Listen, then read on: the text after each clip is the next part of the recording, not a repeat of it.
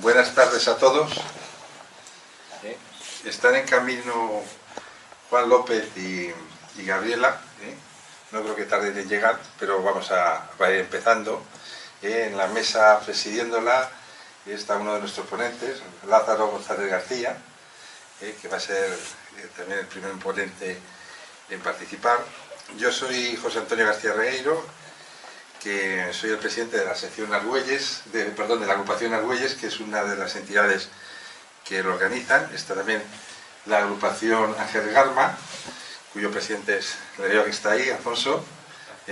Juan ya está entrando, Juan está entrando. Bueno. Y luego también la sección de mitos y religiones, que también he visto que está por ahí Elena.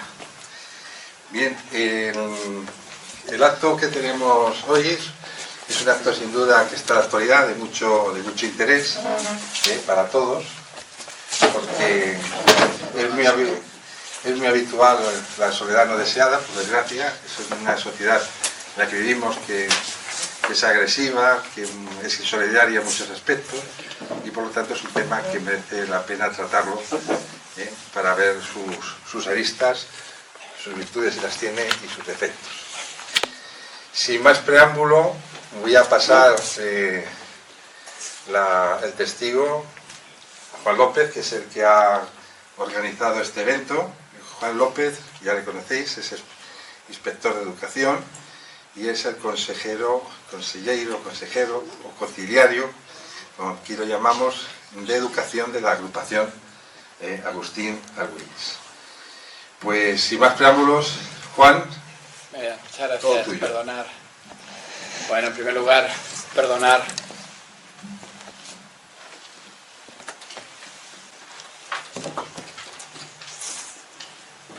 el retraso. Hoy me ha tocado hacer doblete y vengo de clausurar el congreso de... Sí, en primer lugar, perdonen todos ustedes este retraso. Hoy me ha tocado hacer doblete en el Ateneo. El micrófono me ha pegado. Sí. Y vengo de clausurar un congreso de inspectores. ¿Que no se oye? ¿Quieres decir? Sí, que no se oye. Ahora sí. Ahora se oye. Vale. Y aquí estamos, ¿verdad? Con Lázaro González García, psicólogo, experto en psicología evolutiva y social, experto en psicología evolutiva y social.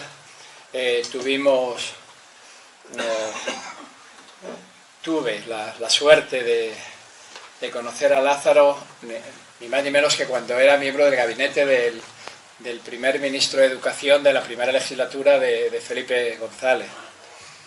Éramos los dos muy jóvenes entonces y seguimos siéndolo. Y luego compartimos el consejo de dirección de la revista Nuestra Escuela, que era una revista de renovación pedagógica de la Federación de Trabajadores de Enseñanza de UGT. Y ahí tuve yo también el honor de sustituirle en la dirección de la revista cuando él pasó algunas de estas cosas que cuentan en su currículum, que para ser breve mencionaré ahora. Orientador educativo, creador y director del Servicio de Orientación Educativa de la Fundación Hogar del Empleado, asesor ejecutivo del ministro de Educación y Ciencia en la primera legislatura de Felipe González, como acabo de comentar, miembro del equipo de evaluación del programa Eurosocial de la Comisión Europea, destinado a formar altos cargos de las administraciones latinoamericanas, liderado por el Ministerio de Educación de Francia, director del área de cooperación internacional de la Universidad de La Salle y, entre otras cosas, director del máster en Proyecto Management en Cooperación Internacional, título propio de la Universidad Autónoma de Madrid. Y hoy debería estar con nosotros Gabriela Paoli Austerlitz, psicóloga clínica sanitaria, presidente de la Asociación Nacional Nexum, dedicada a estrategias para paliar la soledad no deseada, orientadora laboral en el Departamento de Formación y Ocupación del Ayuntamiento de Mahón, directora de la Residencia de Gente Mayor y del Centro de Alzheimer del Consell Insular de Mallorca y autora del libro Salud Digital, claves para un uso saludable de la tecnología. Como vive en Mahón, ha tenido algunos problemas que tienen que ver con su trabajo y también con el vuelo, y nos ha pasado, que nos viene bien para situar el problema, unas brevísimas notas de apenas 5 minutos, que yo creo que pueden ser un buen introductorio. Dice el último informe del Instituto Nacional de Estadística sobre esta cuestión, indica que más de la mitad de los mayores de 60 años se sienten solos y unos 4 millones de españoles mayores de 70 años viven solos y no reciben una sola visita al año, ni siquiera en Navidad. Algunos de estos incluso han dado 3 y 4 carreras a sus hijos, que están perfectamente colocados en diferentes empresas. El aislamiento social aumenta significativamente el riesgo de una persona de morir prematuramente, un riesgo que rivaliza con el tabaquismo, la obesidad y la inactividad física, y va asociado a un aumento de casi el 50% de demencia. Las relaciones sociales escasas, caracterizadas por el aislamiento social o la soledad, se asocian a un aumento del 29% de riesgo de enfermedad cardíaca y a un aumento del 32% del riesgo de accidente cerebrovascular, según el informe referido. La soledad, por otra parte, va asociada a mayores tasas de depresión, ansiedad y suicidio. Dos tendencias demográficas relevantes están ejerciendo un efecto poderoso en la sociedad actual. Por un lado, la proporción creciente de personas mayores y, por otro, un cambio en la duración de la vida. El aumento incesante de la esperanza de vida y la caída de tasas de natalidad están dando lugar a una longevidad progresiva en todo el mundo occidental, pero nuestra comprensión compartida sobre cómo es la vida en edades avanzadas está lamentablemente desactualizada. Se presenta como una narrativa de declive, en lugar de como un momento de oportunidad y cambio. Dentro de las notas que nos pasa, menciona la declaración de Río, una declaración referente a que hay que desarrollar una cultura de atención que sea sostenible, asequible, compasiva y universal, y que propone crear servicios que proporcionen atención integrada y centrada en las personas mayores, adoptar medidas que optimicen la trayectoria de la capacidad funcional en el curso de la vida, garantizar se cuente con personal sanitario y atención social sostenible, y dice que es muy importante que la mayoría de las personas mayores desean, muy importante considerar, que desean envejecer en el lugar donde viven y en su entorno habitual, incluso cuando presentan un grado de dependencia moderado o grave. La ponente ausente propone, dice, cerca del 90% de las personas de nuestro país desean envejecer en sus hogares y entornos, por lo que las políticas centradas en las personas deben respetar esta demanda y dotar en todos los territorios los servicios básicos de proximidad, como el servicio de ayuda a domicilio, la teleasistencia y los centros de día. Crear vínculos entre personas en soledad y el resto de la comunidad es fundamental. Poner en marcha medidas de apoyo individuales y grupales, facilitar el derecho a la formación a lo largo de toda la vida, podrían atenuar la problemática existente. En definitiva, también, y para facilitar la comunicación, como hay un problema objetivo de falta de alfabetización digital, pues entre las medidas de atención y acompañamiento no estaría mal una formación en competencias digitales. Y aquí termina las notas que nos ha pasado Paola y dejo en el uso de la palabra a Lázaro González. Gracias Juan. Voy a ver esto, sí.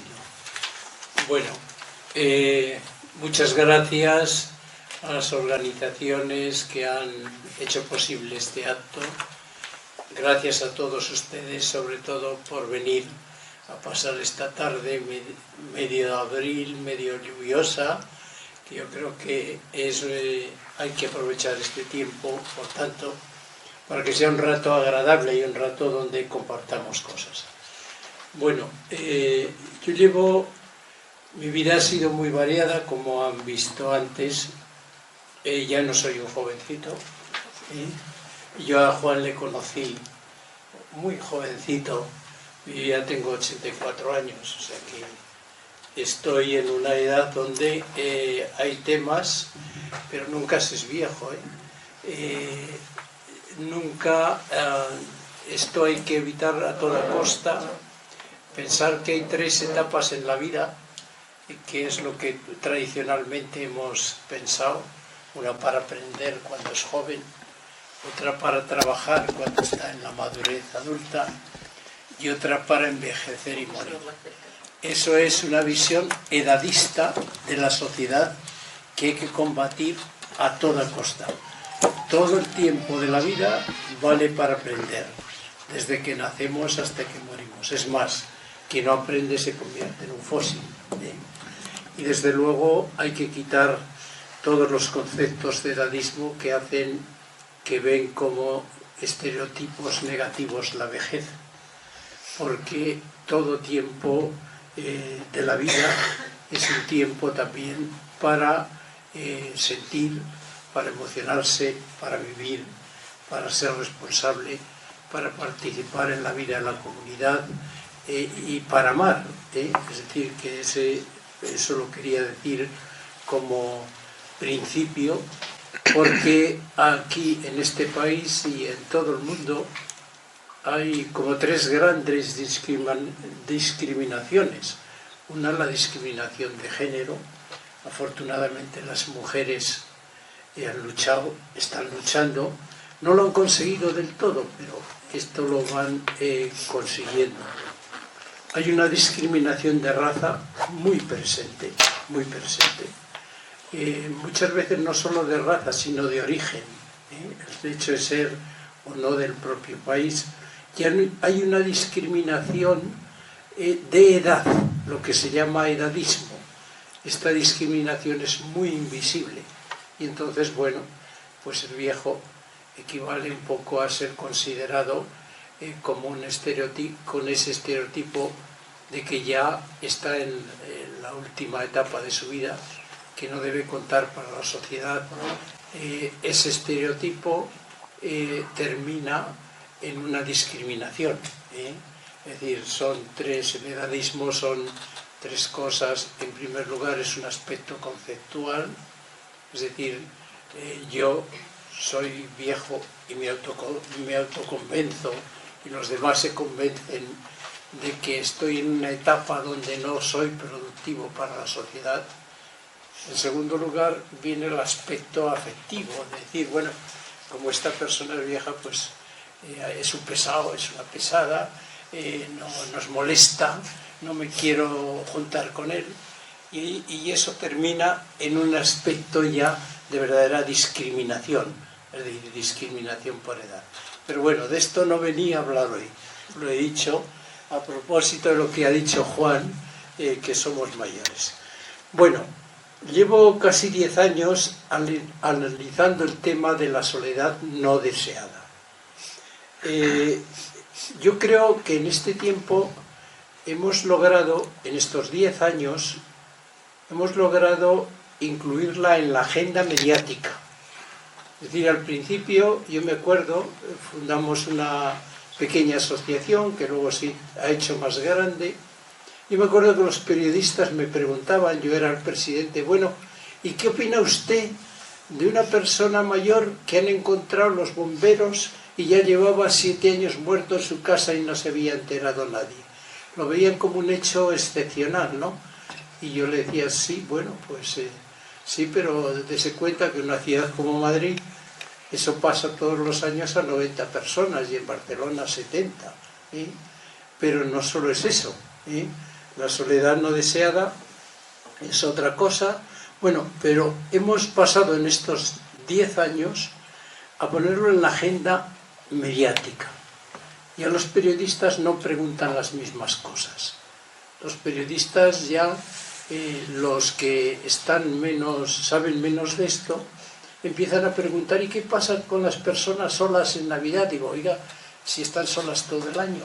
Las personas solas están solas todo el año, no solo es Navidad.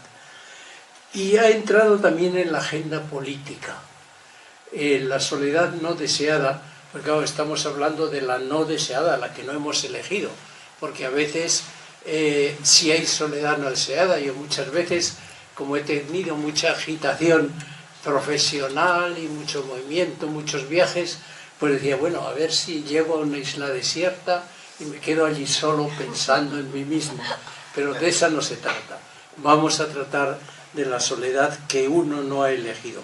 Bueno, pues está entrado en la agenda política ya, pero todo el mundo habla de ella, pero lo que se está haciendo es realmente poco y no se hace nada, casi nada, desde la administración central, poquísimo de las comunidades autónomas, y quienes más están haciendo son una serie de ayuntamientos, que son las comunidades cercanas, y también una serie de organizaciones de carácter cívico, asociaciones, etc. Bueno, yo creo entonces que ahora mismo hemos pasado ya una etapa, hemos pasado la etapa de sensibilización, de que la soledad no deseada es importante, que hay muchas personas que la padecen, de todas las edades, no solo las personas mayores, porque las personas jóvenes, sobre todo los adolescentes, hay muchas personas solas. No sé si han visto ustedes esa serie de adolescencia que está que ponen en en Netflix, como un chico de 13 años que termina siendo un criminal, pues que en realidad es una persona sola que ha sufrido bullying, etc. Pero claro, esa serie tiene una trampa, porque la mayoría de los adolescentes que se sienten solos tienden más a la autodestrucción, no a la agresión. Y claro, tal como lo enfoca la serie, es muy conflictivo, porque se puede entender que es normal que los adolescentes agredan, y eso es también un concepto edadista de la adolescencia. Bien, pues lo que quería decir es que ha entrado la soledad en la agenda social, en la agenda, diríamos, pública también, pero que es una fase que no está acabada, porque la soledad es un concepto muy complejo, no está acabada, pero ya debemos pasar a otra etapa. Y yo quisiera decir que hay que empezar a hablar de cuáles son un poco las medidas que se pueden hacer para combatir la soledad, y además qué políticas hay que poner en marcha y sobre qué factores tenemos que trabajar. Porque lo que se trata es de prevenir, eso es lo fundamental. No se trata de hacer una labor asistencial a unas personas que están solas, ayudarles, sino fundamentalmente se trata de prevenir la soledad y de alguna forma atacar los factores de la sociedad que están provocando la soledad. Por otro lado, esta etapa yo creo que la tenemos que superar y por eso me gustaría hoy hablar en otro sentido, corren tiempos difíciles para la democracia. Y para la justicia social en todo el mundo y en nuestro país. Esto no lo olvidemos, porque uno de los factores que más propician la soledad de tanta gente es individualismo y la injusticia social, como luego voy a explicar por datos. Entonces, bueno, estamos en una sociedad donde pues ya los señores de la guerra, los señores del dinero y los bárbaros de la motosierra ya hablan sin tapujos, es decir, quieren acabar con la justicia social, con los avances democráticos, y no solo en los Estados Unidos o en Argentina, sino en España también, en Europa, etc. Y parece ser que la única ley que hay para arreglar el mundo es la fuerza, la aniquilación del adversario, el que no haya discrepancias, que hay soluciones simples, que buscando un ser providencial o un líder providencial ya podemos conseguirlo todo, cuando la realidad social es muy compleja. Bueno, pues a mí esto me preocupa porque en mis 84 años he vivido etapas, y ustedes, los que son mayores también, y los que son jóvenes habrán vivido algo. He vivido distintas etapas.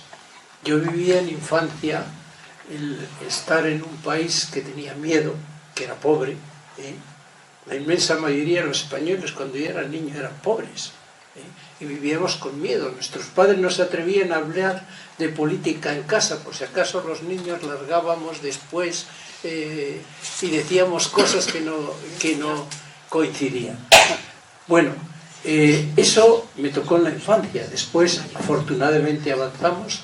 Cuando yo llegué a la universidad en los años 60, pues hubo una lucha grande por la democracia. Yo creo que es importante, hay una serie que ponen en televisión española, la pueden ver, también se la recomiendo, La conquista de la democracia, donde hubo unos años, o sea, nosotros ahora mismo se simplifica mucho decir, eso la transición fue una tontería, eso fue que todos se pusieron, pues no señor, la transición fue una lucha del pueblo español para traer la democracia, y hubo mucha lucha de las mujeres buscando sus derechos, de los trabajadores, de los estudiantes, y allí estuve yo, y no quiero que eso tampoco se olvide, que no volvamos para atrás. Y luego hemos entrado en otra fase, que es, diríamos, la expansión económica, el crecimiento. España no se parece en nada al mundo que yo conocí de niño, afortunadamente. España va a mejor. España es mucho más democrático, es también más próspero, la gente sabe más y de esto nos tenemos que alegrar. Pues bueno, yo en este sentido quisiera decir que es muy importante que este tema también de la soledad, que parece que lo que estoy diciendo no tiene nada que ver, pero sí tiene que ver por lo que ahora voy a decir, lo abordemos de otra forma.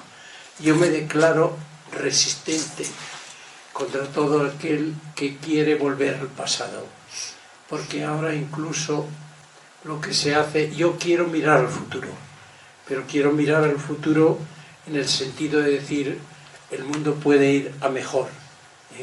El mundo no consiste en hacernos ahora creyendo que hacer que el mundo progrese es ir para atrás.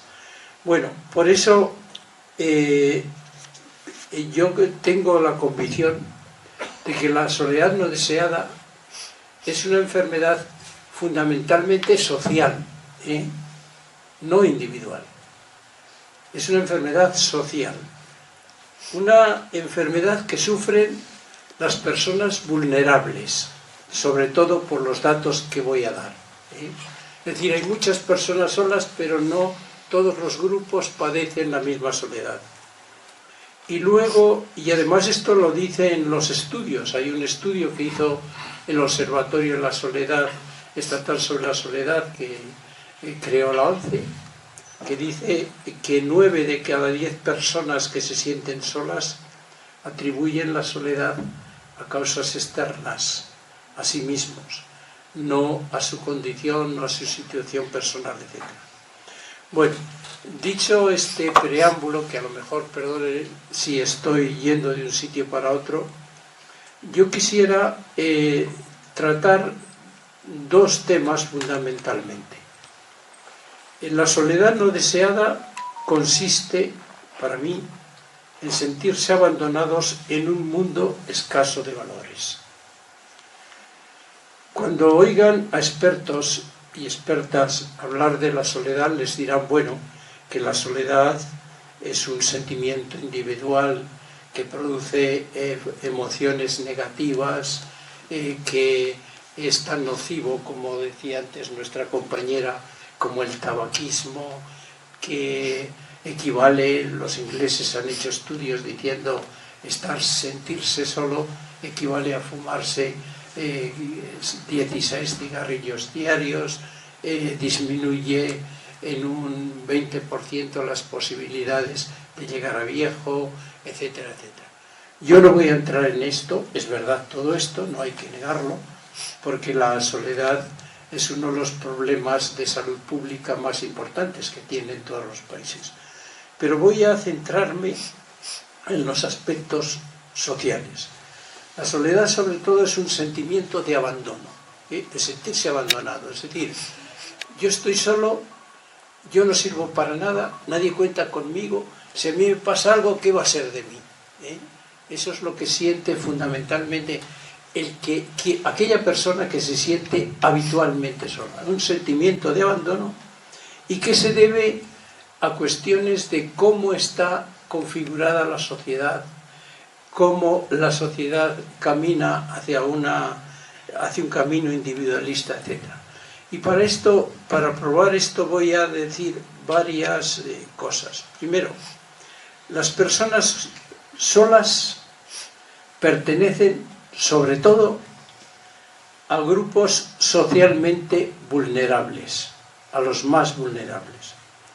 Entonces, los grupos más vulnerables afectados por la soledad están integrados por personas de minorías étnicas, por personas con diversidad de orientación sexual, por personas migrantes, por personas sin hogar, por personas que tienen alguna discapacidad, por personas con mala salud física o mental, por personas de muy avanzada edad y escasos recursos económicos que viven solas, por personas cuidadoras. Las cuidadoras, digo cuidadoras porque la inmensa mayoría son mujeres, cuidadoras de niños o de personas de edad avanzada. Es un colectivo muy solo, que se siente muy solo.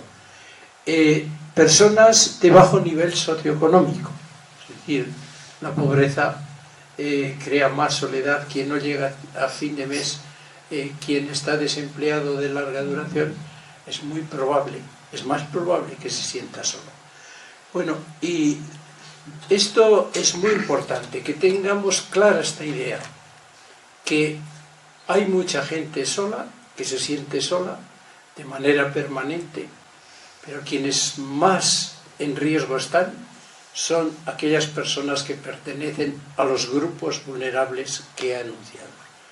Por ejemplo, el Observatorio de la Soledad que he citado dice que en España el 11,6% de las personas se sienten con frecuencia o siempre solas. Esto es un número enorme.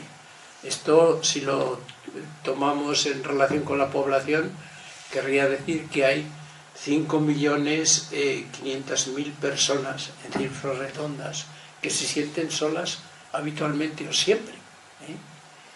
Pero no son lo mismo en todos los grupos.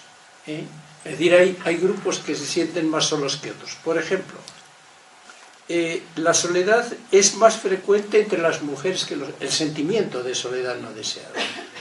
No hay mucha diferencia, pero bueno, lo sienten un 22% de las mujeres y lo sienten un 18% los hombres. No pero son 4 puntos, es decir, es significativo. Es decir, hay más mujeres que se sienten solas que hombres. Luego, la calidad de las relaciones sociales también. Es decir, una persona se siente sola cuando percibe que sus relaciones sociales no son las deseadas. Y es verdad, las personas que se sienten solas habitualmente, un 39%, 40%, dicen que se sienten solas porque sus relaciones familiares no son las deseables. Y hay un 30% que dicen que sus amistades no son las deseables o no tienen amistades. Por tanto, las personas que tienen unas relaciones, diríamos, escasas o dañinas o nulas, como ha dicho antes Juan, son personas más solas, que se sienten más solas. Los medios digitales, por ejemplo, pues se ha demostrado, por ejemplo, que las personas que se relacionan, como son los jóvenes muchas veces, a través de las redes sociales, los medios digitales, pero tienen escasa relación personal entre ellos, se sienten el doble solas.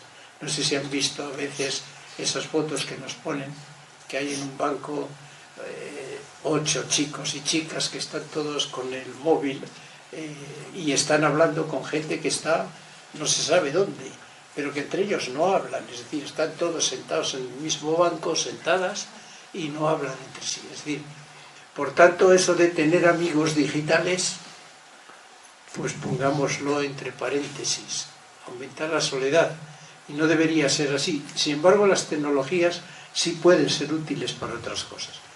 Por ejemplo, la soledad no deseada es el doble entre las personas que viven solas que entre las que no viven solas.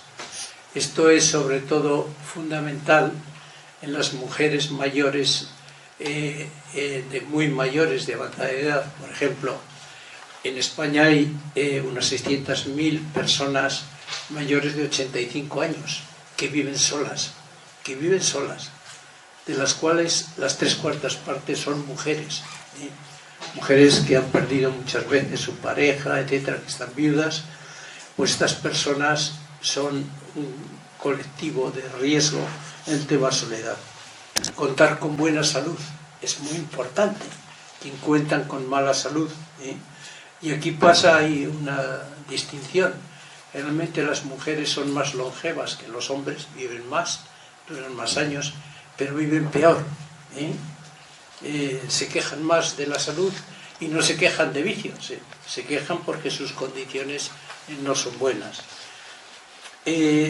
Las personas con discapacidad perciben la soledad no deseada mucho más que las personas sin discapacidad.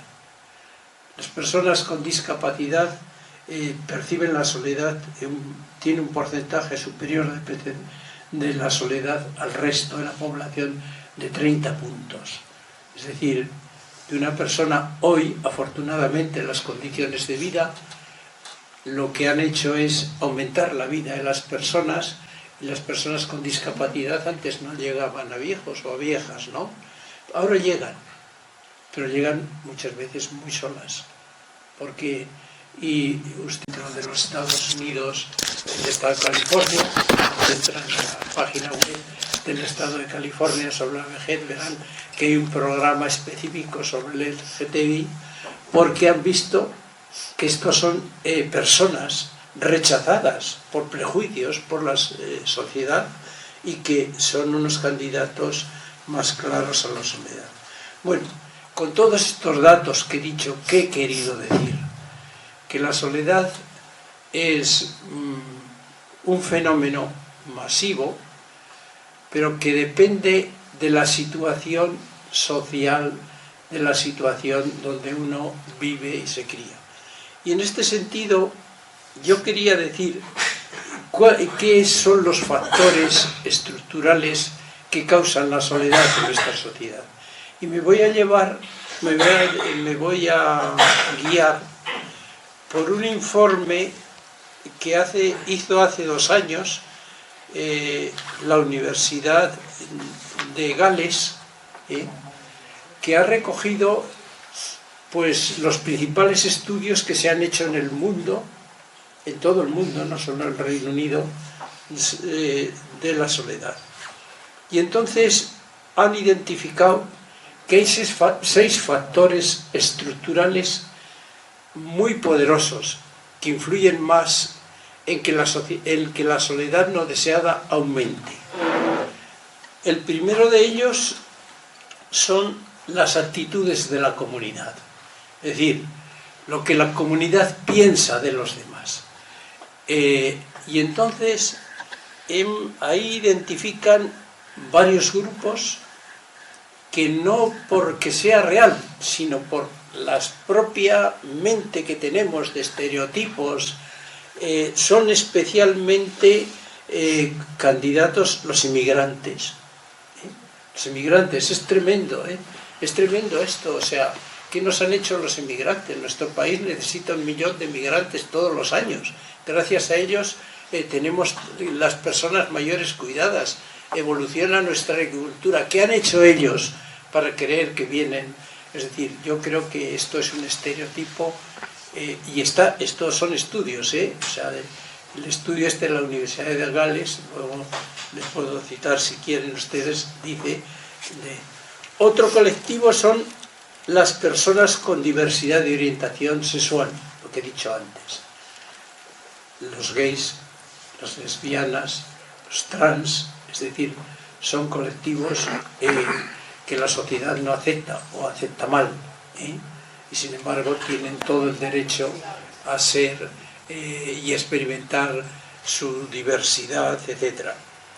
Las mujeres independientes son, curiosamente, que luchan contra los estereotipos de género. Antiguamente, cuando una mujer era independiente, la declaraban bruja y a la hoguera. Muchas de las brujas, las de 100.000 brujas que quemaron en Europa en una serie de siglos, eran mujeres que tenían un pensamiento independiente respecto a los hombres, respecto al patriarcado, y que muchas veces lo que ayudaban es a otras mujeres, por ejemplo, a abortar, etc. Bueno, pues ya les colgaron el estereotipo de brujas y las quemaban.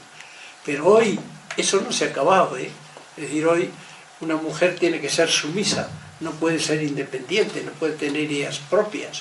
Hombre, cuando yo me casé, aún tenían que consultar para que mi mujer tuviera un pasaporte, tenía que firmar yo.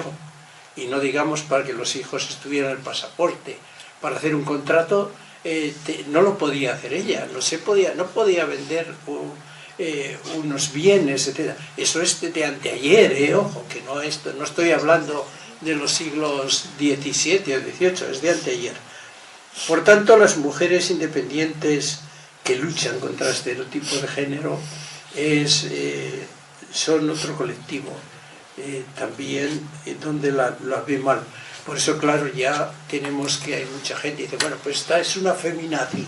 Y ya, como es una feminazi, las mujeres que se han creído, ¿qué van a hacer? ¿Nos van a los hombres a dominar? No, no es eso. Las mujeres han sido socialmente, diríamos, ha habido unos estereotipos que las han situado en el espacio privado. La casa, la crianza de los hijos, y el espacio público ha quedado como un espacio reservado a los hombres. Y entonces se ve mal, se sigue viendo mal que haya mujeres independientes.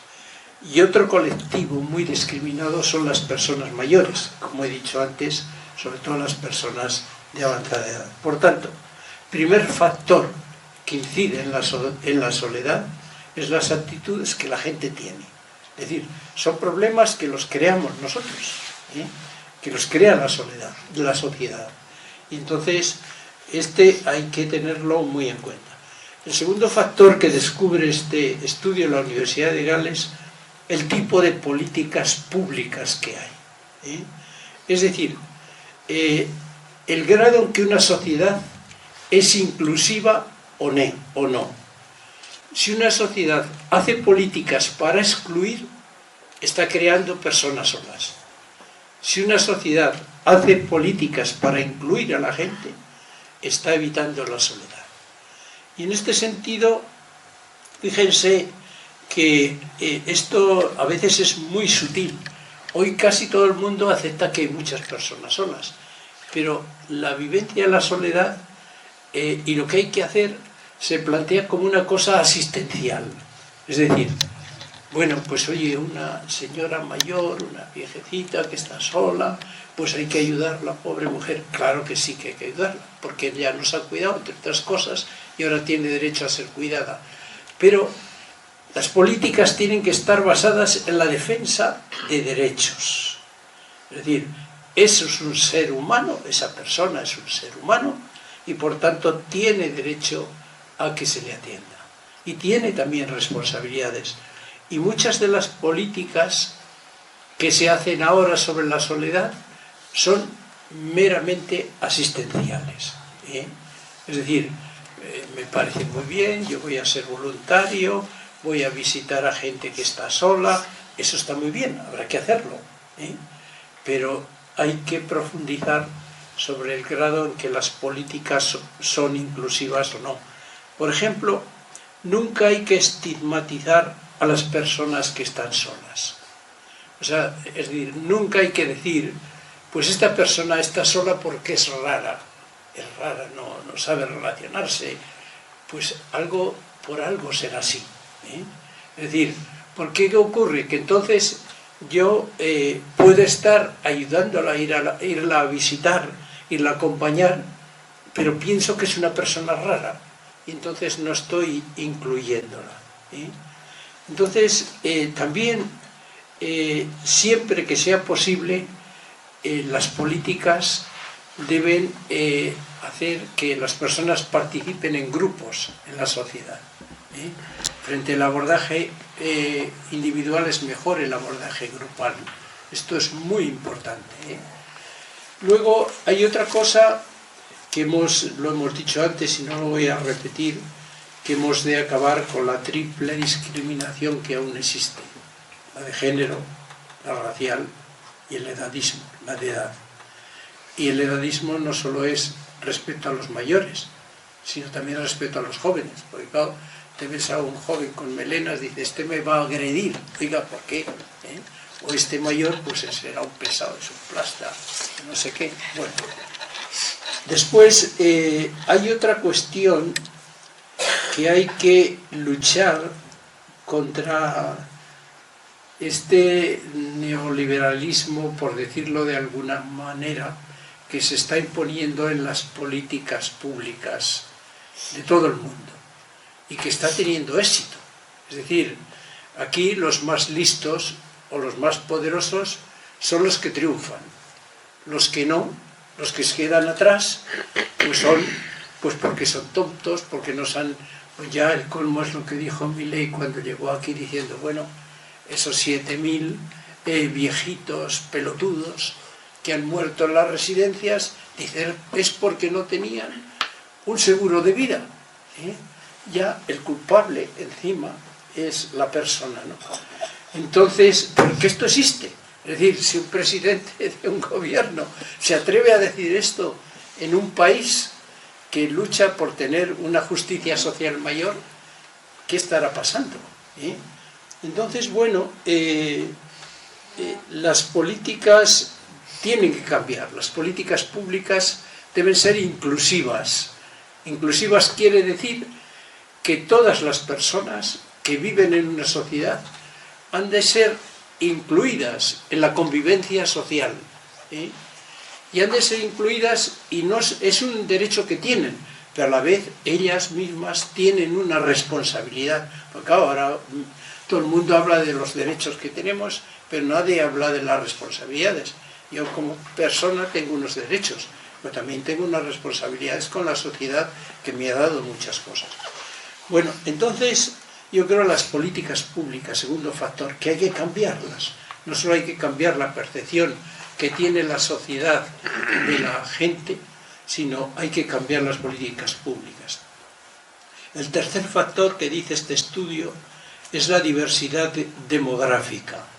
Es decir, es una evidencia que nuestras sociedades son plurales. Es decir, hoy España no es la España de los años 80. Es decir, hoy España tiene un 15% de la población que son extranjeros, la mayoría inmigrantes, ¿no? Y que son de distintas razas, de todo.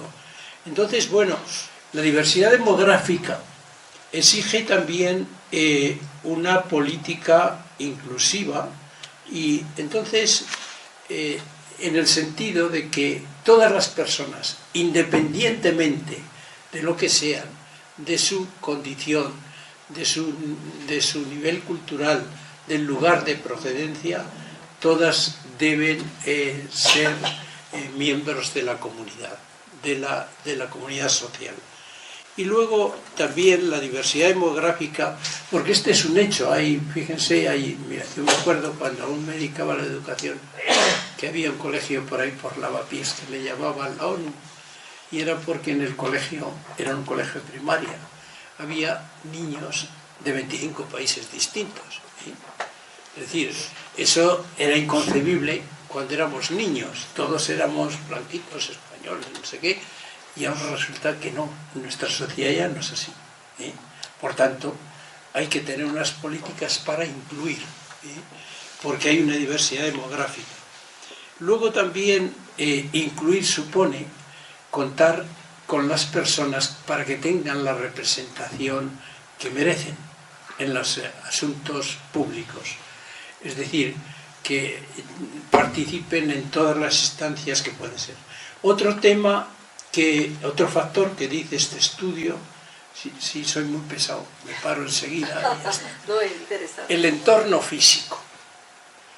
El entorno físico en que vivimos influye mucho en la soledad. Si uno vive en una aldea de Galicia o de Asturias, aislado totalmente, y no tiene transporte público, es una persona candidata a la soledad. Si uno vive en un extrarradio y los transportes públicos son malos de una ciudad, pues también. Es decir, el transporte es esencial para combatir la soledad. Es esencial que haya transporte accesible, asequible y gratuito. Son cosas que parece que son una cosa menor, pero son importantes. Dentro del aspecto físico es muy importante la vivienda y el urbanismo. Por ejemplo, en España hay casi 100.000 casas, viviendas de mayores sin ascensor. Muchos de ellos no tienen movilidad, no pueden bajar. ¿Qué hace una persona con 85 años que no se puede apenas mover en un tercer piso sin ascensor? Bueno, ya no digamos el quinto. Yo conozco a una amiga que vivía su madre en el quinto y fue una tragedia para llevarla al hospital, solo para sacarla hasta la calle. Es decir, esas son cosas que pasan, y que pasan en 100.000, en el caso de 100.000 viviendas en nuestro país. La vivienda es fundamental, y es fundamental también que sea accesible en el interior, es decir, que tenga unas condiciones para que no haya accidentes, porque los accidentes ocurren la inmensa mayoría de las veces en las propias casas, ¿no? Entonces, una vivienda no accesible, un urbanismo no accesible. ¿Qué es un urbanismo accesible? Pues cuando la ciudad se diseña con espacios que permiten la convivencia. Por ejemplo, los parques. Es fundamental. Los parques, no solo hay que tener parques en una ciudad para mejorar la naturaleza, el medio ambiente, es que aportan determinadas cosas que son el bienestar, sobre todo para la gente que los usa, como son las personas mayores, ¿no? O como son muchas veces los niños, ¿no? Por tanto, el espacio físico es fundamental, porque las ciudades son lugares para vivir, lugares para vivir y convivir. Si un ayuntamiento, si una alcaldesa o un alcalde no concibe la ciudad como un espacio para convivir, está haciendo una mala política, está haciendo una política exclusiva. Entonces, bueno, eso quiere decir que el entorno físico de las ciudades tiene que ser muy accesible a todo el mundo, tiene muchísima importancia, etcétera, etcétera. No me extiendo más porque esto ya solo daría para una charla. El entorno social también influye, es decir, el que las personas que viven en una comunidad se puedan identificar con la comunidad en que viven. ¿Por qué? Pues porque les acepta como son y no les rechaza. Realmente esto es muy importante, también es un tema muy largo de hablar, que lo he citado. Y luego el sexto factor que dice este estudio, las áreas desfavorecidas influyen mucho en la soledad. Hay barrios marginados en las ciudades que la gente no se mueve porque tienen miedo. Es decir, la gente tiene miedo a sentirse atracada, a circular por la noche, etcétera, etcétera. Es decir, una ciudad que permite esto, o que permite guetos. Guetos quiere decir que segrega a los habitantes por grupos. Pues, por ejemplo, el Ejido, uno de los pueblos más grandes del país, que tiene una prosperidad económica gracias al cultivo bajo plástico. Y lo hacen todos extranjeros, pero viven en una población alejada totalmente del pueblo. En esa situación, donde no están integrados en la comunidad, es muy fácil, si pasa cualquier cosa, pues echarle las culpas a aquellos, a los que están allí, pues porque no han sido integrados, no ha habido unas políticas. Bueno, pues entonces esta es la segunda idea que quería decir. Primera idea, que la soledad no deseada es un sentimiento de abandono producido muchas veces por causas sociales. Segundo, que para combatir la soledad no deseada, lo primero que hay que fijarse es en aquellos aspectos estructurales de la sociedad que hay que cambiar. Hay que cambiar la percepción que tenemos del otro, las políticas, etc. Y luego la última cosa que sería, esto sí que lo que ahora voy a decir, daría, y ahí sí, daría no solo para una charla, para un curso.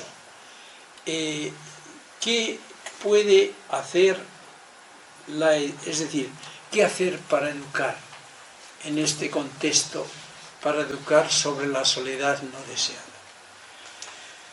Bueno, yo creo que es fundamental, yo resumiría diciendo que es importantísimo que promovamos una responsabilidad colectiva, es decir, todas las personas que vivimos en una sociedad tenemos responsabilidades y de alguna forma yo hasta ahora afortunadamente no me he sentido solo o permanentemente, habrá momentos que sí, pero no permanentemente.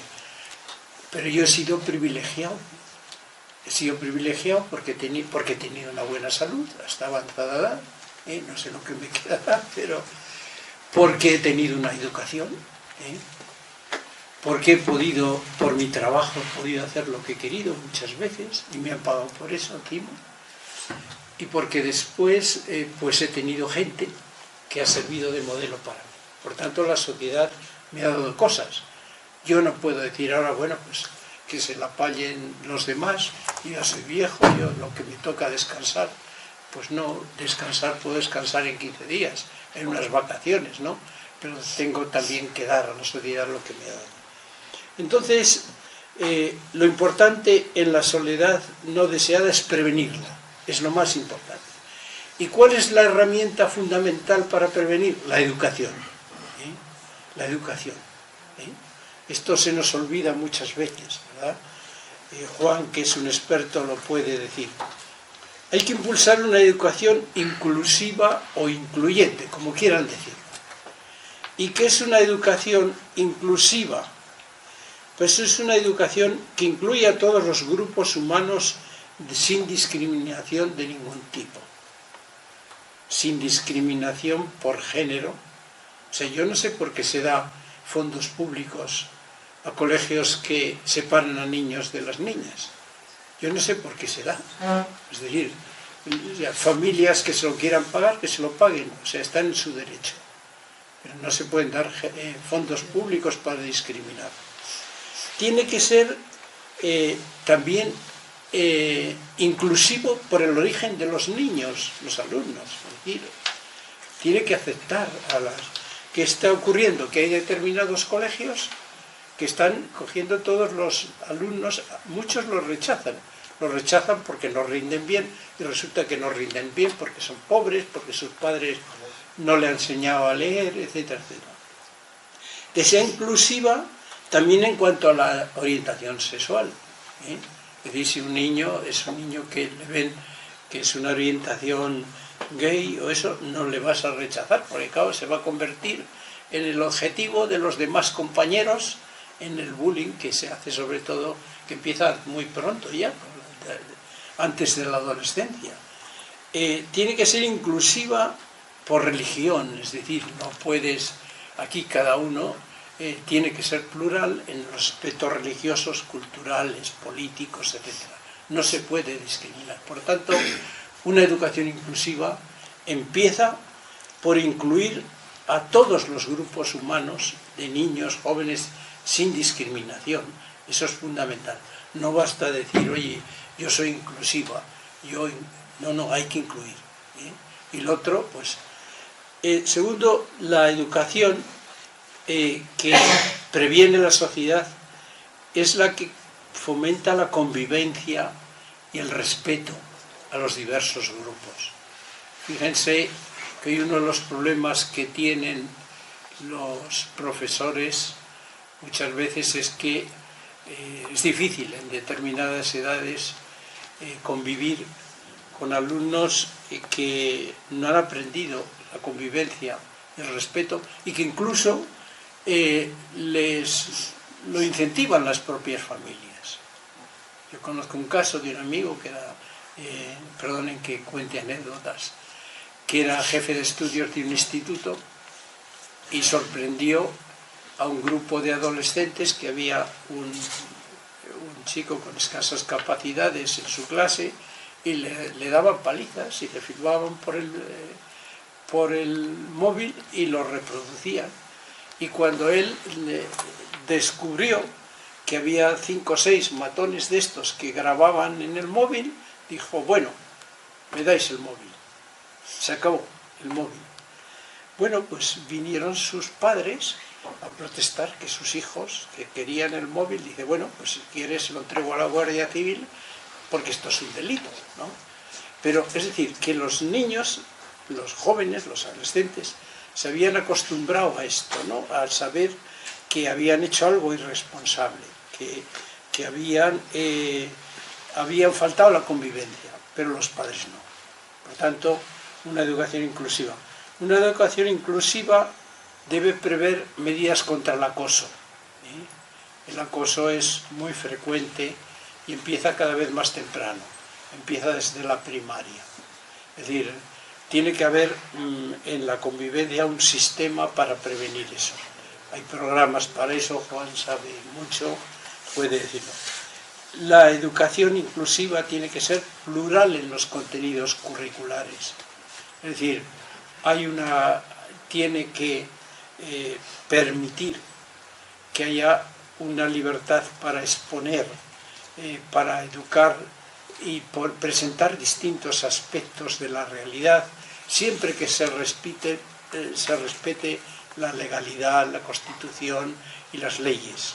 Pero no tenemos que pensar todos con las mismas anteojeras. Y desde este punto de vista no hay que empezar esa persecución como ya está pasando en Estados Unidos. Bueno, este libro prohibido en las escuelas. Y a lo mejor es una obra de arte, eso. Matar a un ruiseñor es una obra de arte, es un libro, pues lo han prohibido en algunas escuelas de los Estados Unidos.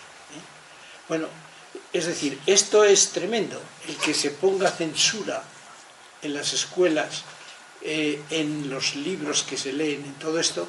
Otra cosa es que los niños, a medida que crecen, tienen que darle las lecturas adecuadas, etc. No todo el mundo es capaz de seguir. Luego, una educación también que fomenta valores. Esto es muy importante.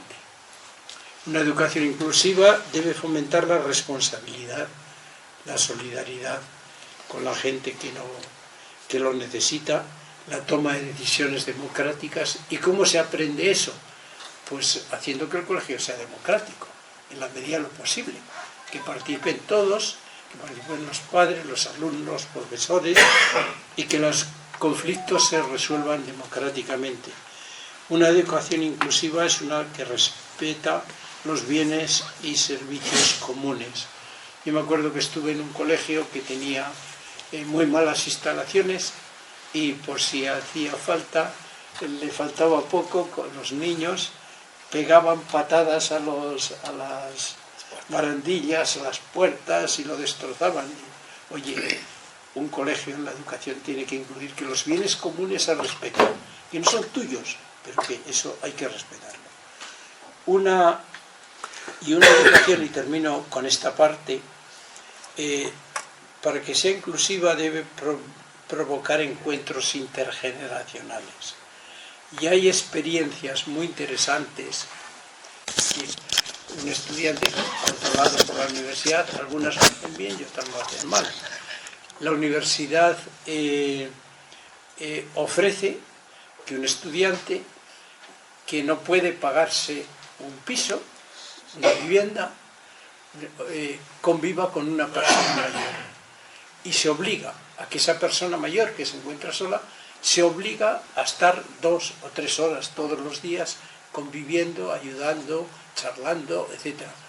Y también respetando. Y al revés, la persona mayor respeta a ese estudiante, le ofrece muchas veces en costo cero una residencia. Por tanto, son programas ejemplares que hay que fomentar. Bueno, entonces, y luego muchas más cosas. Hay que fomentar el pensamiento crítico, sobre todo en este momento de las redes sociales, donde todo el mundo dice barbaridades, las que le va ocurriendo. Es muy importante saber hacer frente a la información, saber poner en duda las cosas que se dicen de repente, aprender el juicio crítico. Yo a los profesores que más recuerdo son aquellos que me enseñaron a pensar y me dijeron, oye, no te tragues todo lo que venga, y me pusieron, incluso nos hacían ejercicios de ponernos en un roleplay, ¿cómo se llama?, una escenificación. Decir, bueno, tú vas a defender esta postura, tú esta otra, y vais a confrontar. Eso es muy importante en la educación, y es muy importante también que esto no sea una tarea exclusiva de los profesores, sino que participen las familias, que compartan las familias esto. Por lo menos, si no tienen tiempo, por lo menos que acepten que se haga así. Es muy importante, porque al final, y también es muy importante, y con esto termino este apartado, que haya acciones de voluntariado, que se fomente el voluntariado entre los jóvenes, que ayudan a mayores, que ayudan a niños, etc. Yo estuve en una escuela unitaria cuando era pequeño, éramos 33 alumnos. Cuando yo llegué a los 6 años, pues nada, no sabíamos nada. A mí me enseñaron a leer, no la maestra, el maestro, me enseñaron los niños mayores, Y yo después, cuando faltó la maestra, ya era un estudiante de bachillerato, la pude sustituir y cogí el mismo método que me enseñaron a mí, es decir, poner a los niños mayores a enseñar a los pequeños. Es decir, pero entonces el voluntariado es muy importante, es decir, saber que todas las personas deberíamos dedicar algún tiempo de nuestra vida a otros que lo necesitan, y que esto es una obligación, que esto forma parte de la condición de ciudadano o ciudadana. Esto es muy importante. Bueno, yo no sé cómo vamos, Juan. Como quieras, tenemos hasta las 8:30 que nos cierra la sala. No, pues bueno. Pero luego van a participar. No, yo entonces, mire, es que tenía más cosas sobre qué hacer con los medios de comunicación, con los ayuntamientos. Es que les puedo aburrir. Casi, si les parece, termino aquí, a lo mejor, y yo solo haría una pequeña conclusión. Que en la soledad no deseada, lo más importante es prevenir. Porque si no prevenimos, estamos creando, aun con la mejor voluntad, atendiendo a la gente, podemos estar creando más solitarios o solitarias. Prevenir. Segundo, que la principal acción preventiva es la educación. Y la educación abarca toda la vida, pero empieza ya desde la temprana infancia. Hoy es muy importante prestar atención a la educación en este sentido. Y luego que debemos llegar a una política de protección global de la gente. Es decir, que a la gente que tiene dificultades, necesidades, no se las abandone a lo que sea de ellas, sino que intentemos integrarlas en el mundo en que vivimos, en la sociedad donde estamos, que intentemos dedicar algo de... que eso, lo otro es una política de sálvese quien pueda, y que no podemos aceptar. Bueno, pues nada más, perdonen que haya sido muy desordenado y no quiero seguir.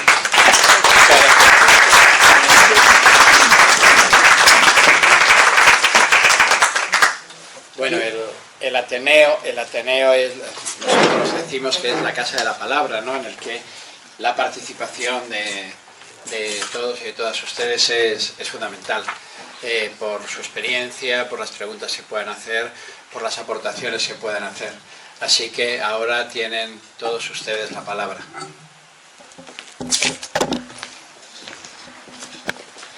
¿Y quieren decir algo de quiénes son? Pues bueno, por orientarnos de dónde vienen. Buenas, soy María, soy de Barcelona, aunque llevo tiempo viviendo aquí. Me preocupa la soledad, pues porque la he visto. Tenía una abuela que adoraba, pero mucho tiempo estaba sola. Tengo una madre y un padre que se fueron peregrinamente al campo a vivir su edad dorada, la jubilación, y fue un martirio cuando empezaron a estar mal, porque se quedaron aislados, sin recursos, sin servicios. Tengo una sobrina que sufre acoso en un pueblecito pequeño y no es la escuela, es ya todo el entorno. Entonces todo lo que es la soledad me preocupa porque está en todas las edades y creo que cada vez más. Y creo que somos víctimas de nuestro tiempo, en que aquí la media de edad es bastante elevada.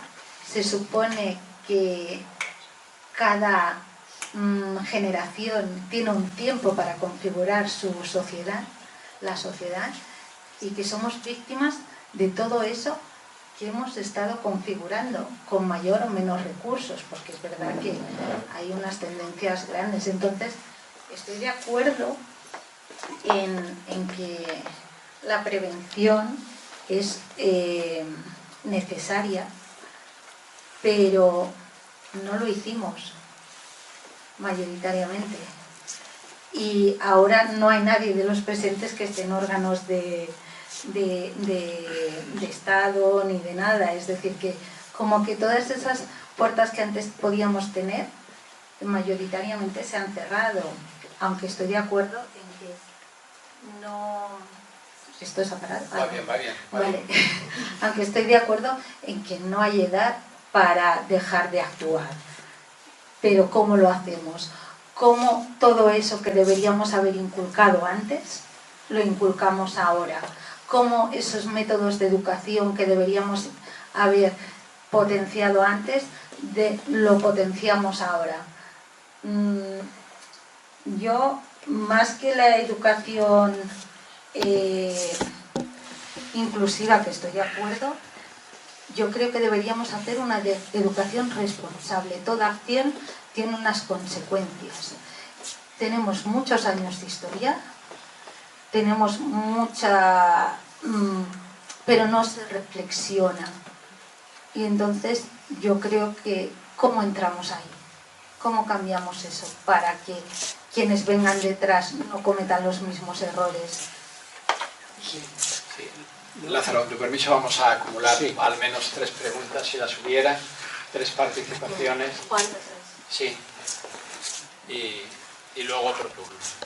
Bueno, en primer lugar, gracias al ponente por sus palabras clarificadoras del tema que estamos esta tarde aquí. Perdón, soy Trinidad Bernal y dirijo una fundación, la Fundación Atime, que lleva muchos años trabajando precisamente con resolución pacífica de conflictos para evitar, como prevención, de una serie de problemas que luego ocurren.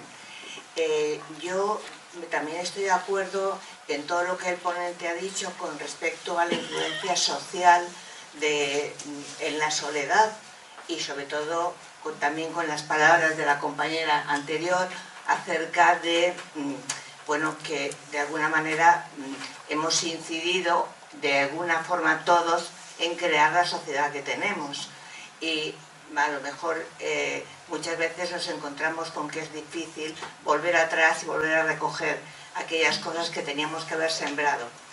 Pero yo, después de llevar muchos años, más de 35, trabajando con personas y con familias, sí que quisiera aclarar un tema. Estoy de acuerdo en una medida preventiva como es la educación inclusiva, pero también tenemos que incluir en la educación emocional. Porque yo me doy cuenta que las emociones positivas, por todas las investigaciones que hay, están indicando claramente que son una vacuna para la soledad. Porque las personas, normalmente la soledad, se tiene la idea de la soledad por la manifestación que hacen de las personas, es decir, los autoinformes. Y esa manera de decir me siento sola, muchas veces tiene que ver con la forma que tiene esa persona de pensar, y que si las emociones son negativas, los pensamientos son negativos y la sensación de encontrarse mal es mayor. Mientras que si las personas manejan más las emociones positivas, tienen una apreciación de su estado de ánimo mejor, se sienten menos solas. Por eso creo que las emociones positivas son un elemento preventivo para la soledad y que se debería de educar a la población en esa manera de enfocarlo. Las mayores, las investigaciones que hay de las personas mayores, precisamente en aquello que no decae con la edad es las emociones. Las emociones positivas son mayores en las personas mayores que en los jóvenes, con lo cual tenemos un elemento importante para fortalecer y conseguir disminuir esa incidencia de la soledad. Tercera intervención, mi compañera de inspección, Asunción Laredo. Gracias. Perdón, me quiero presentar sin el micrófono. Juan, agradezco muchísimo esta ponencia. Quiero decirle al ponente que soy de su edad. Tengo 84 años y soy de la generación del silencio. ¿Lo sabe Juan? No es ninguna pregunta, simplemente decir que yo he tenido todos los factores absolutamente positivos que ha hablado el ponente. Familia sacrificada, trabajo, más o menos éxito profesional, pero a lo largo de mi vida, con 80 años, me he sentido absolutamente sola, por una gran desgracia.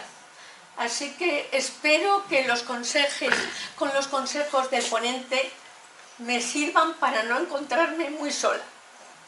Gracias. Gracias.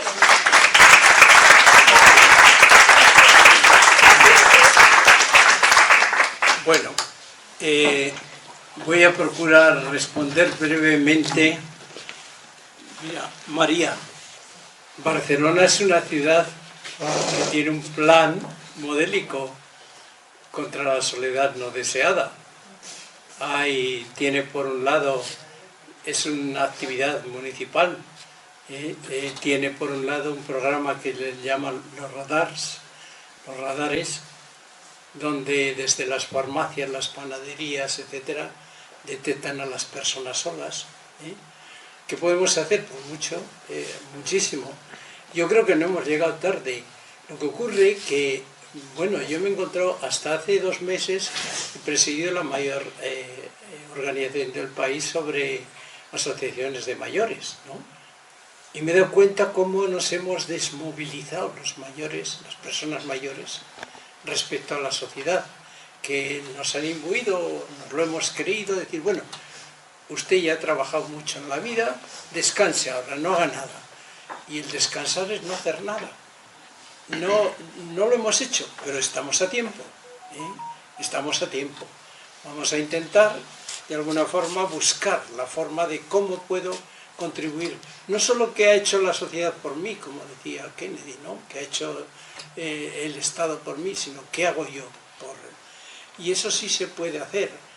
En Barcelona, por ejemplo, pues hay en 30 barrios está ese programa, hay muchas actividades, participan los centros, los casals, que son como los centros de mayores, participan muchos vecinos, participan las asociaciones de vecinos, las farmacias, las panaderías, etcétera, etcétera.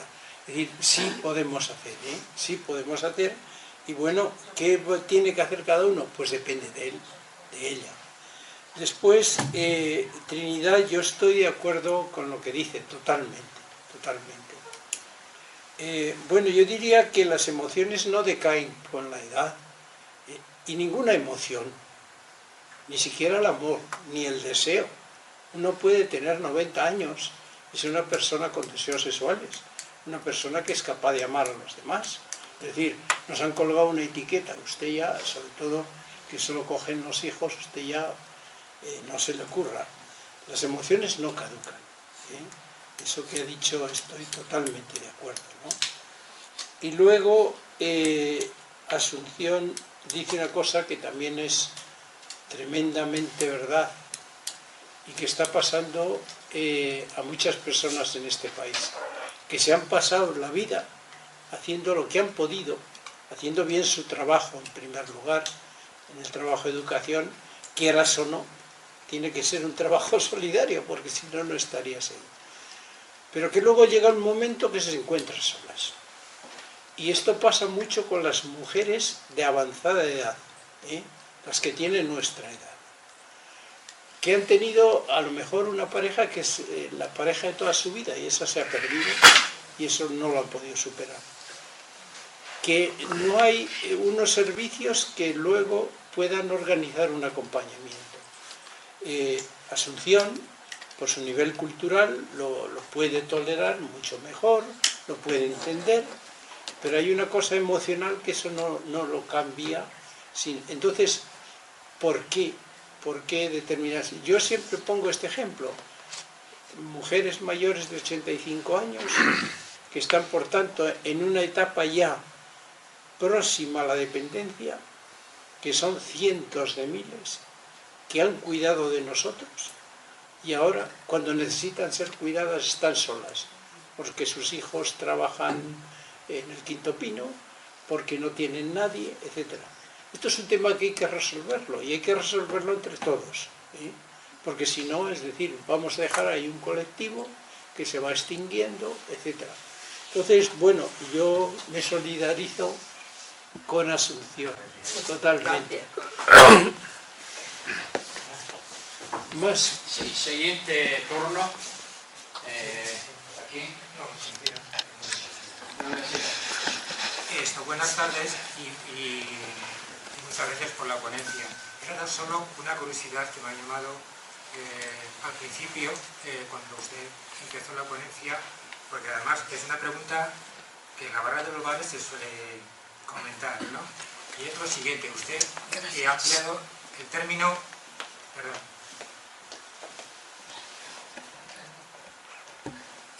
viejo. Sí. Entonces, ¿cuál sería el más idóneo o el que más usted considera, como ha dicho, viejo o mayores? Simplemente esta pregunta. Sí. ¿Cómo se llama? Que no apuntan. Ah, sí, Carlos.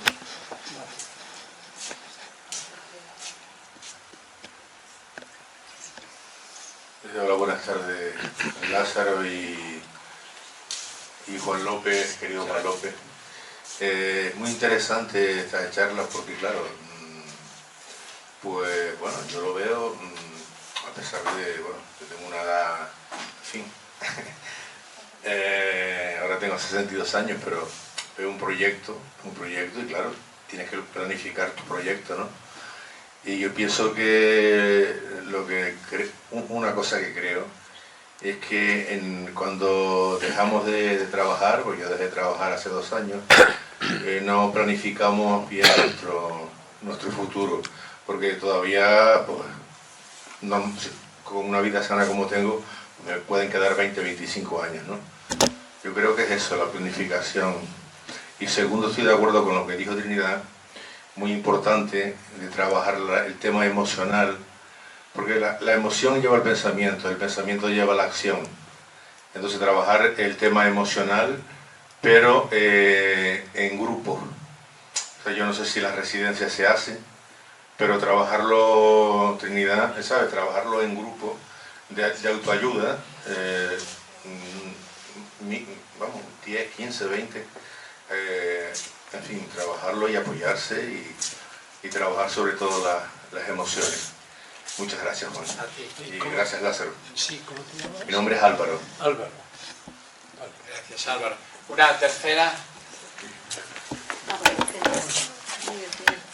No, bueno, yo me llamo Miguel, soy jubilado. Yo, bueno, estoy de acuerdo con el 99% de lo que se ha dicho, pero yo creo que hay dos aspectos que hemos dejado un poco de lado. Y uno es las transformaciones que ha habido en la familia. Yo creo que hemos pasado de la familia extensa. Yo me acuerdo cuando los 14 primeros años de mi vida, pues yo iba al pueblo de mi madre y ahí es que nos juntábamos todos los primos y nos juntábamos 20 personas. Y ahora pues no es así, obviamente. Y el segundo aspecto que yo creo que se ha obviado un poco, aunque se ha tratado, es el aspecto demográfico, del tamaño de las poblaciones. Claro, efectivamente los pueblos muy pequeñitos pues tienen carencia de servicios, todo lo que he dicho. Pero también las ciudades grandes tienen sus graves inconvenientes. Entonces, mi propuesta, o a lo mejor mi idea, que seguramente es equivocada, es si no sería el ideal las ciudades entre, digamos, 1.000 y 3.000 habitantes, que son las que todo el mundo se conoce, que hay una cierta cohesión social, pero que ni hay la carencia absoluta de servicios, ni hay la despersonificación de las grandes urbes. Lázaro, pues dejamos ya 3 preguntas, luego otras 3 y ya cerramos. ¿Qué es lo mejor, llamarse viejo, llamarse mayor? Bueno, yo ahora casi me enorgullezco de llamarme viejo. Lo que ocurre es que el viejo se une a una especie de concepto negativo, que viejo es lo de que está en desuso, lo que está en deteriorado. Por eso no hemos sabido cómo llamarnos, y aquí hay el lenguaje que ha cambiado. Primero éramos la tercera edad, ¿no? Eso, una edad para estudiar, otra para trabajar, otra para envejecer y morir. Después nos han llamado de otras formas, los seniors. Ahora eso se lleva muy bien. Ustedes son los seniors, sobre todo los de la economía. Los mayores. Oye, yo cuando tenía 3 años, las vecinas decían a mi madre, dice, este niño ya es mayor, es mayor. Es decir, son todos eufemismos que buscamos para obviar la realidad. Que hay una etapa de la vida donde vamos encontrando limitaciones físicas, por ejemplo. Pero que eso no quiere decir que seas menos, ni menos hábil, ni menos valioso. Ahora lo que más se ha impuesto es mayores, la palabra que más. Pero ya en el Reino Unido están diciendo, bueno, los mayores y los mayores de los mayores. ¿Y quién son los mayores de los mayores? Pues los que tienen más de 80 años. De 100, bueno, de 100 también. Más de 100 también, aquí hay muchos más de 100. Pues por eso hay más de 100, hay 14.000 sí. personas que tienen más de 100 años en España. Eso antes era inédito. Bueno, entonces, yo diría, vamos a utilizar mayores, pero yo personalmente, si alguien me dice que soy viejo, yo no me siento mal, o sea, porque de hecho es una palabra que antiguamente, y en algunos países de Latinoamérica al revés, tu viejo es el padre, el amigo, oye viejo, ¿no? De cariño. Sí. Es cariñoso, ¿no? Entonces, mayores, pero no es, eso evoluciona, eso está pasando como con la discapacidad, que no han sabido qué palabra emplear. Primero eran los minusválidos, después, primero eran los tontos, eran los minusválidos, los atrasados, los no sé qué, y ahora ya discapacidad. Pero ya algunos no están contentos con la discapacidad y dicen, diversidad funcional. Mira, yo creo que en el lenguaje hay que acomodarse a lo común, pero que no ser viejo no es ninguno de mérito. A mí, si me llamáis viejo, me siento orgulloso. Bueno, hay un libro de una señora que dice Yo vieja. No sé si lo habéis leído, es una feminista y está muy bien escrito, es decir, segundo, Álvaro. Lo que ha dicho Álvaro es muy importante. Decía José Mújica lo conocéis, ese que fue presidente de Uruguay, y que ahora ya está jubilado, porque tiene 93 o 94 años, dice, siempre hay que tener un objetivo en la vida, un objetivo por qué luchar. Cada día que te levantas hay que tener un objetivo, porque si no estás conducido a la soledad. Objetivo que puede ser político, dice, como es mi caso, pero puede ser cultural, es decir, a mí me gusta el teatro, bueno, pues teatro, o a mí me gusta pintar.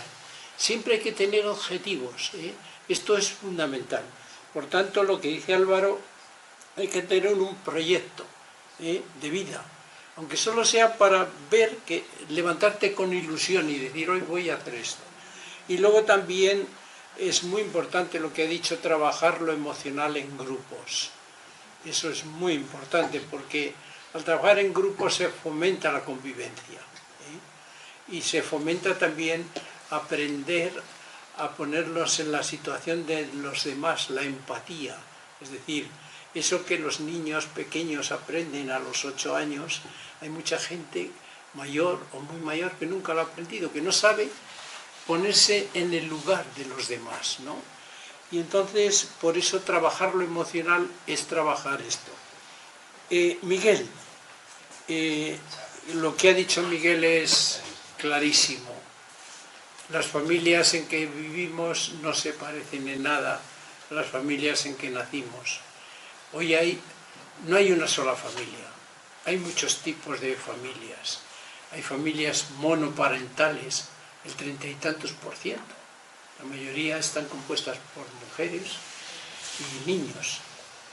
Hay pluriparentales, hay familias que son parejas gays, que son parejas de lesbianas. Hay familias, es decir, el mundo de las familias ha cambiado radicalmente. Nuestra sociedad ha tenido tales cambios que no hemos sido capaces de asimilarlos. Y el papel que juega la familia, aunque sea esencial, ya no es el mismo que el que tenía antes, aunque sea esencial. Tienes toda la razón.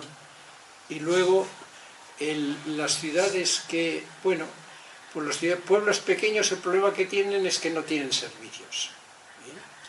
Y por ejemplo, para ir al banco tienen que recorrer 7 kilómetros o que les lleve un hijo o un sobrino. O no hay un centro de salud cerca, etcétera. Pero sin embargo son pequeños y se conocen todos y se pueden ayudar. Las ciudades pues son entes masivos, ¿no? Donde o se trabaja por barrios o se hace actividades por barrios o convivencia, o si no, pues ¿cuáles serían las ciudades ideales de 1000, 2000 habitantes? Hombre, sería ideal, pero yo creo que esa es una meta imposible ahora. Es decir, de hecho, demográficamente cada vez vamos a ciudades mayores. Y entonces nuestro país, por ejemplo, media docena de ciudades, pues abarcan el 50% de la población. Y esto va a más, y es así, desgraciadamente, ¿no? Y en Madrid, por ejemplo, 7 millones de habitantes, pues 6,5 millones viven en ciudades. Madrid y las ciudades periféricas, como son Móstoles, Alcorcón, etc. Es una tendencia que ya se ha construido así, no la podemos evitar. Lo que sí podemos hacer ahora es que en los núcleos más pequeños, como son los barrios, los municipios, y dentro de los municipios, los distritos, los barrios, se fomente actividades de encuentro, actividades de convivencia. Y ahí sí se puede participar. La desgracia que tenemos en España para el voluntariado es que no está organizado más que por algunas ONGs.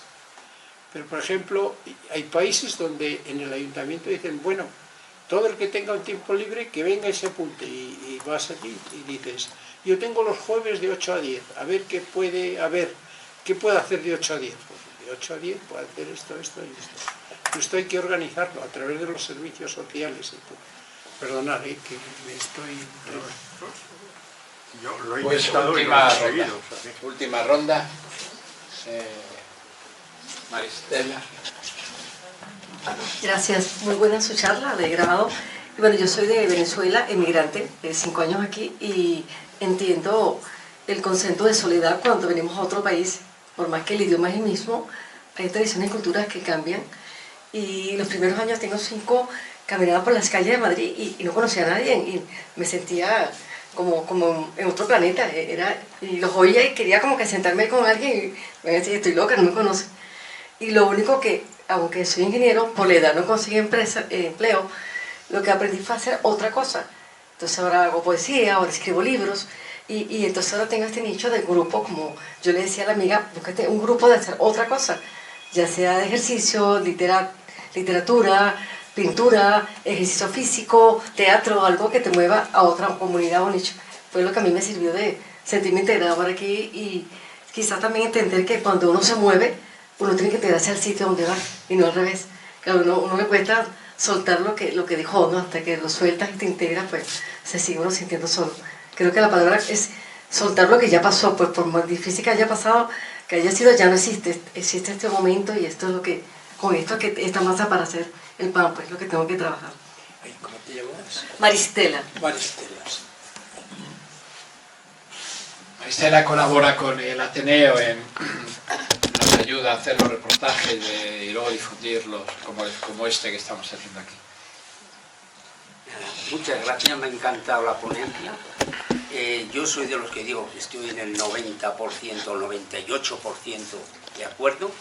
Veo que lo que se ha repetido muchas veces es que no estamos preparados para posteriormente.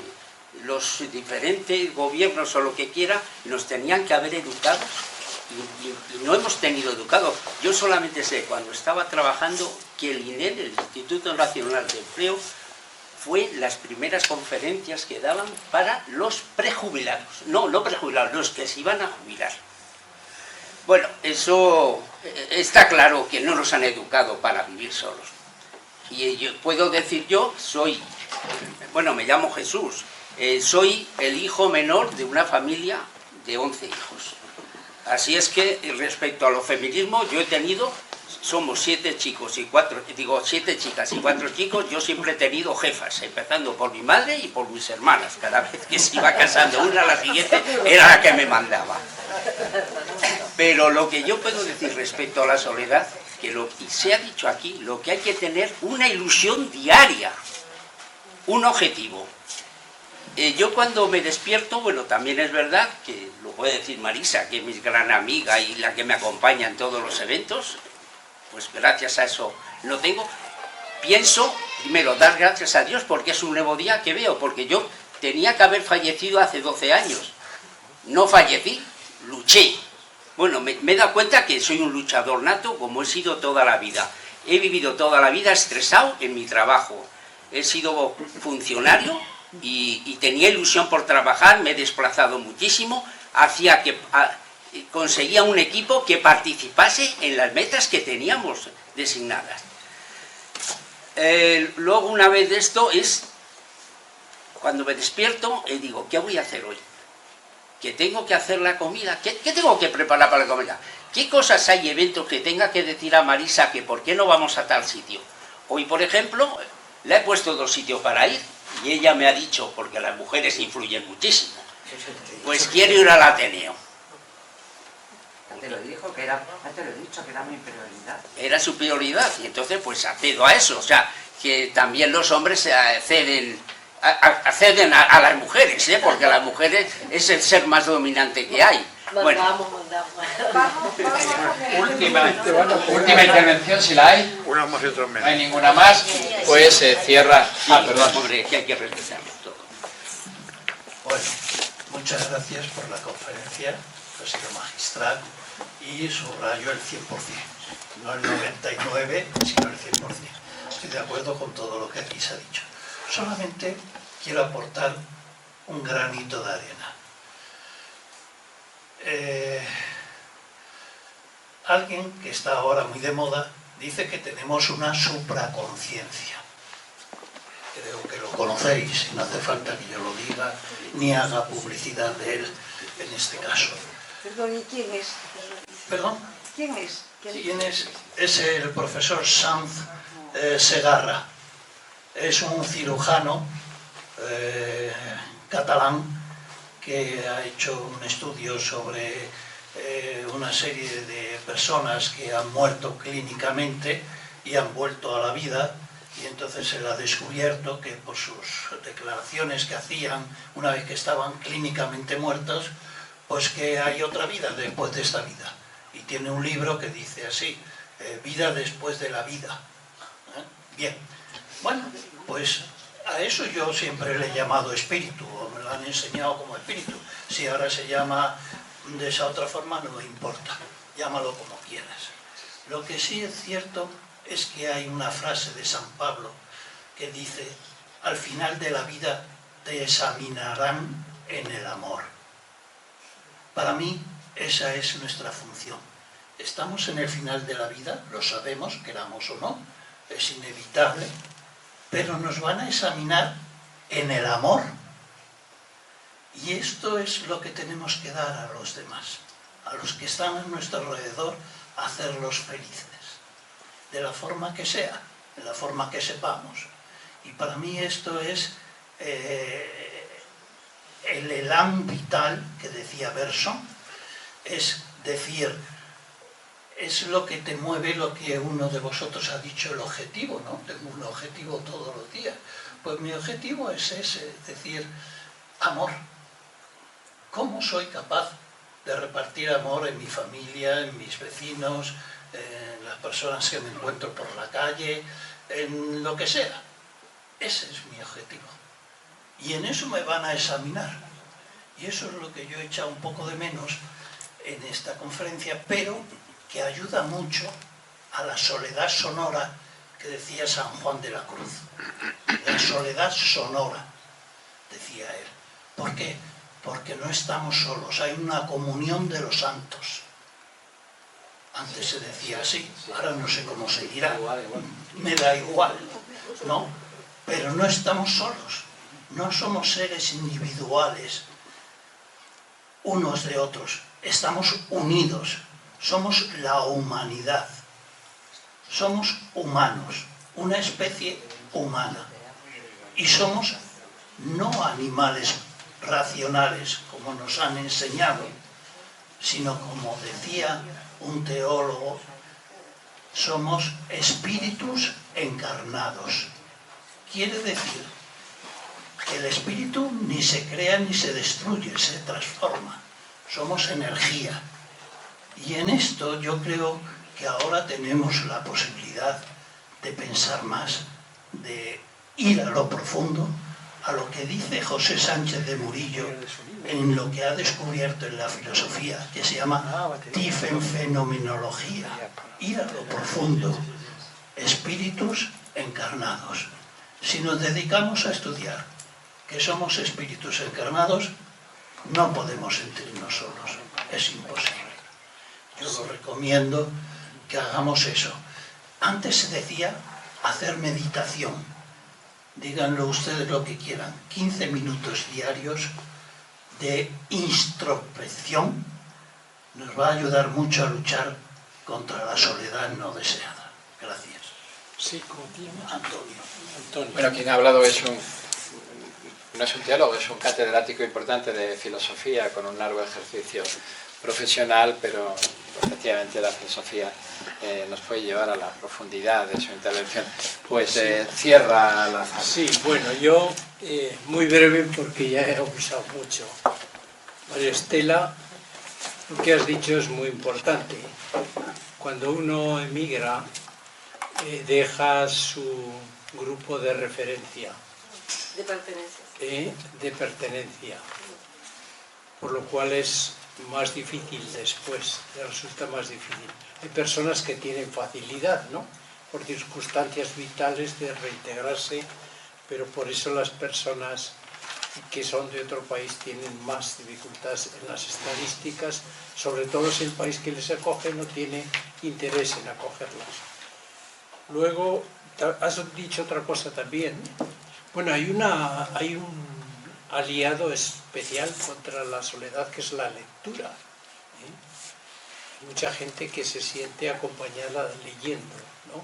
Y sobre todo si esa lectura está comentada en club de lectura, etcétera, fenomenal. La lectura es un arma impresionante contra la soledad, no solo como disfrute individual, sino como oportunidad de grupo. Luego, Jesús ha dicho una cosa muy importante. No estamos preparados, no nos preparan para la jubilación. Fijaros el drama que tienen muchas veces, y esto es más los hombres que las mujeres, resulta que los hombres han tenido su grupo de referencia, sus amigos en el trabajo. Se han dedicado a trabajar, al trabajo asalariado toda la vida, y el día que se jubilan no tienen ni amigos, no tienen grupo de referencia, no tienen nada. No se ha preparado para la jubilación. Es fundamental la preparación para la jubilación. Es fundamental porque es un momento de pérdidas para mucha gente. Es decir, y no es solo porque ya no trabajo y ya gano menos, etcétera, que en muchos casos, es decir, no es tanto lo económico, sino es el sentimiento de decir, oye, yo ahora qué hago, el haber perdido los objetivos. Yo creo que por eso es tan importante tener un objetivo diario y preparar para la jubilación. Los que os dedicáis a la formación es muy importante. Yo he participado en algunas cosas, hay países y hay empresas que tienen incluso programas específicos de preparación a la jubilación. Es muy importante. Luego lo que dice Antonio, pues está clarísimo. Yo creo que, bueno, siempre hay que tener un sentido en la vida, bien sea por razones religiosas, como dices tú, o bien sea por razones puramente humanitarias, aunque no sea religioso. Es decir, al ser religioso dices, citas a San Pablo y dices, al final de la vida te examinarán del amor. Y un no religioso, un no creyente puede decir, al final de la vida te examinarán de ciudadanía, de si has sido responsable con los demás. Lo que sí está claro es que, por muy mayores que seamos, tenemos siempre un deber con los demás. Y hay que, de alguna forma, yo me voy a dedicar a mí mismo. Es la tentación que hay cuando tenemos cierta edad, es decir, bueno, yo ya he salvado el mundo, he salvado el país, he salvado no sé cuántos, ahora me tengo que salvar yo. Y eso es verdad, pero tiene que haber algo para dedicarnos a los demás. Bien sean los nietos, si no tienes nietos, pues otras personas, un voluntariado, por lo menos decir los buenos días a los vecinos que te encuentras en el ascensor, es decir, y ver que hay gente que lo está pasando mal, etc. Eso es fundamental. Oye, muchas gracias por aguantarme, y lo siento haber sido tan desordenado, pero quería decir tantas cosas. Muchas gracias por venir, por acompañarnos, por venir a la y además han participado ustedes, que es uno de los objetivos de estas sesiones. Muchas gracias.